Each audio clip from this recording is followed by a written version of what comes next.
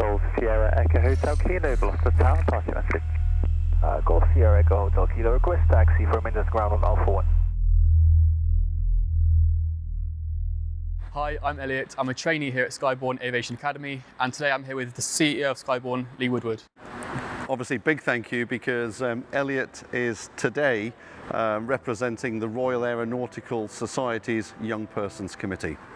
Thank you, Lee. So the first question is, could you give me a brief overview of your aviation career to date and also describe what has led you to where you are today? So my background in aviation, 29 years in the business, and I started my career in much the same place that you're in now.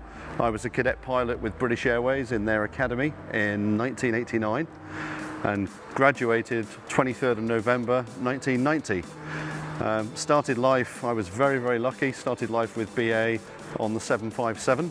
3 months later, learnt to fly the 767, and 3 months after that, started my ETOPS long-range transatlantic training.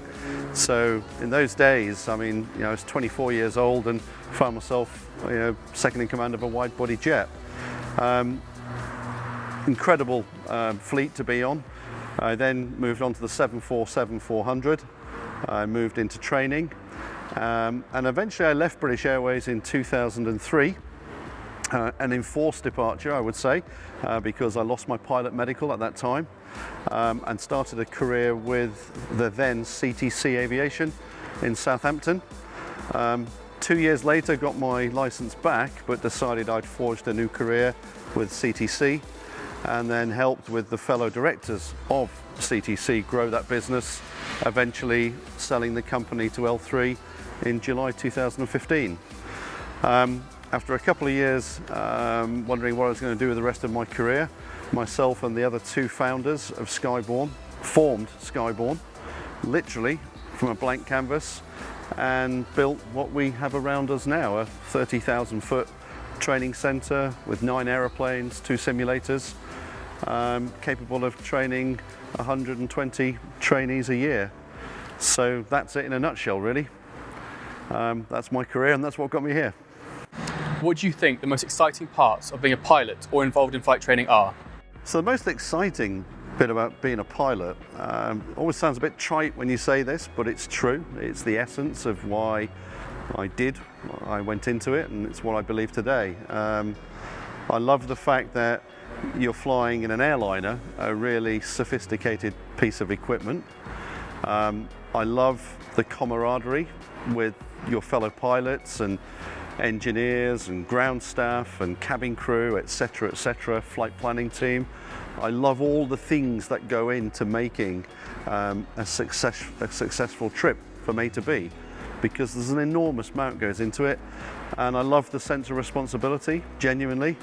The feeling of piloting an aeroplane, whether you're second in command as the first officer or indeed as the captain of piloting an aeroplane, something like the 747-400, for example, 402 passengers and 20 plus crew.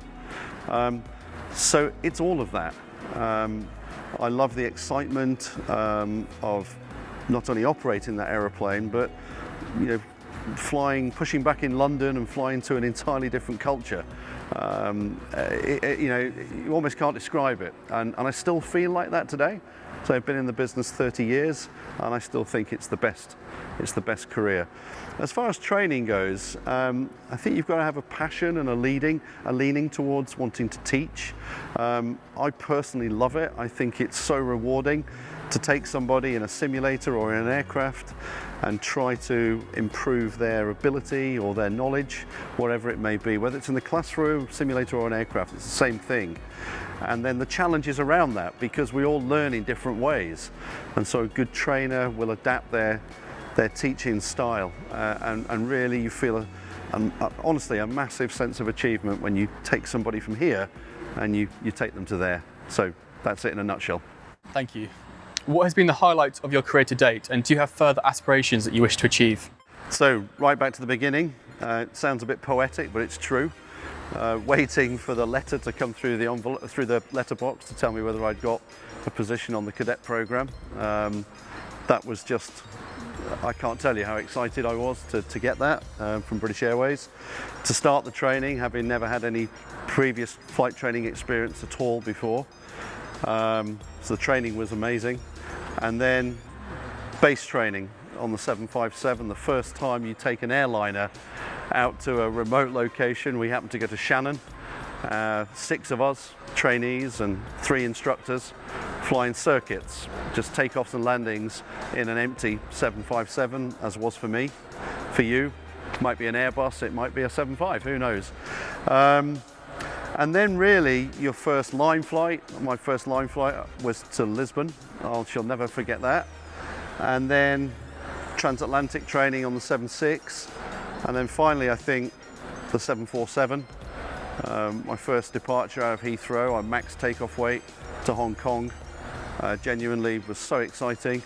And then so lucky to fly the IGS approach into Kai Tak. The airport was going to close 3 weeks later, so lucky to have done that. And then the transition then on from into training and command, and then all my time with CTC Aviation. That was a very special period, building what was probably the world's largest independent flight training school. And now this, Skyborne. To do something like Skyborne is hugely rewarding because you sit with a blank canvas and you use your experience to genuinely design something that's better than you feel is out there. And I mean that without any discredit to our competitors. We're really going out of our way to try and take everything up several notches. And in terms of the future, I don't think it's about growth necessarily. I do see Skyborne perhaps having one more training centre in some other location outside of the UK potentially, and then just making it as good as it can be, getting it better and better and better.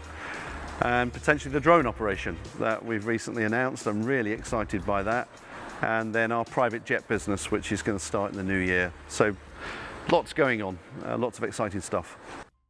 So where do you see the aviation industry 30 years from now? I think we'll see a reduction in the super large aircraft like the 380s. I don't think that's going to be the trend. I think we'll see a reduction in aircraft size in the airline world to more medium to short or smaller aircraft. So typically everything from the Airbus, say up to 320 to the 350, from the Boeing 737 to the 78, that kind of thing. So I think we'll see an increase in frequencies and slightly less large aircraft. Obviously the development with electric aircraft, I think that's a big growth area.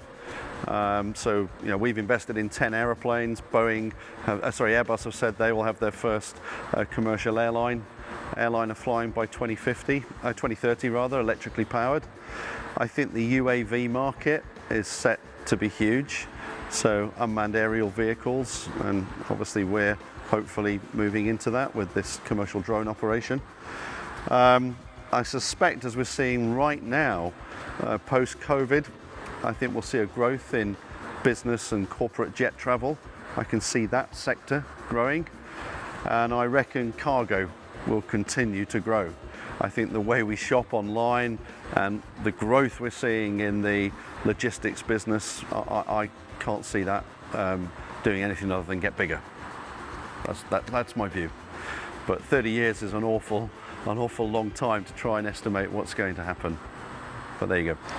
So what sort of qualities do you look for in a pilot, both today and in the future? Okay, good question. Well, you're here. You're one of our cadets. You've been through the selection process. You know what we're looking for. Key aspects, motivation. I think it's a career you absolutely want to have to do. And I think being motivated and being able to demonstrate that, whether it's describing it in an interview or showing it through perhaps some of your hobbies or whatever. So motivation is key. Strong sense of responsibility, that's what we're looking for. So people who are not going to shy away from the responsibility of carrying passengers and crew, etc. I think you've got to have the aptitude to do it, and you've got to be suited to the role as well. So, it's the kind of job that maybe excites you and motivates you, those things I've already mentioned. In today's environment, I think you need to have a strong business awareness as well. You know, gone are the days where you're just a driver of an airframe.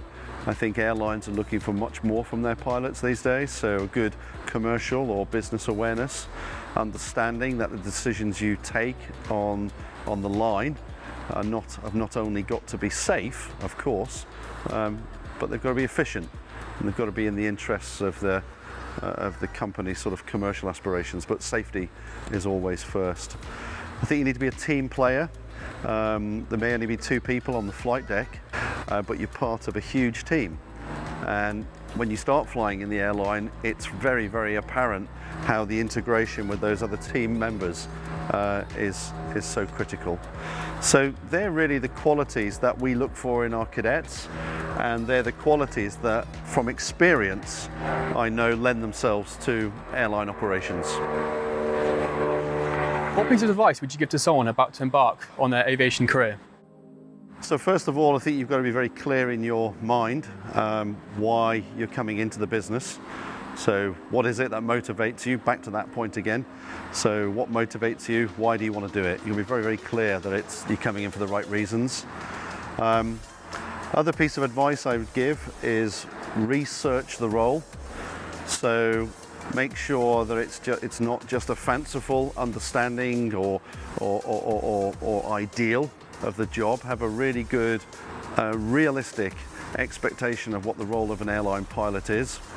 I think you've always got to be flexible because things change. I mean, here we are now in this middle of this COVID crisis. Just 9 months ago, the industry was booming. And in my 28, 29 years, I've seen 2 Gulf Wars, I've seen the 9/11 terror attacks, I've seen SARS, I've seen the global financial crisis, and now this. And those pilots that remain flexible and just almost sort of go with it are the ones who tend to ride it a bit better. I think if you're just coming into the business, research. So do your research, find out what are the best training schools out there, and then when you've narrowed it down to say 2 or 3, go and see them, go and see those schools, ask all the probing questions. How do they deliver their training? Are they running a valid selection program, a meaningful selection program? Understand their training philosophies, understand their relationships with airlines. Yeah. So do as much research as you can, your due diligence, and then pick the school that suits you. I think that is super important. You will find during that process that you'll be more suited to one environment or another, and I think it's very, very important. Much like choosing a university, people always say go to the university, do the course that you feel comfortable doing. I think that is really very, very important. And then once you apply yourself, once you go into training, apply yourself fully. Yeah. Get the maximum out of that training course, listen to the instructors, listen to the team leaders, follow your peer group, and do the best you can. Yeah. And don't fret too much about the future, because if you're with a good organization, they'll help you develop through to those career goals that you may have. You know, we have a team here who's dedicated to working with airlines to ensure our graduates get a placement. And it doesn't always work out the way you expect, but staying flexible, staying adaptable, I think is the way to do it.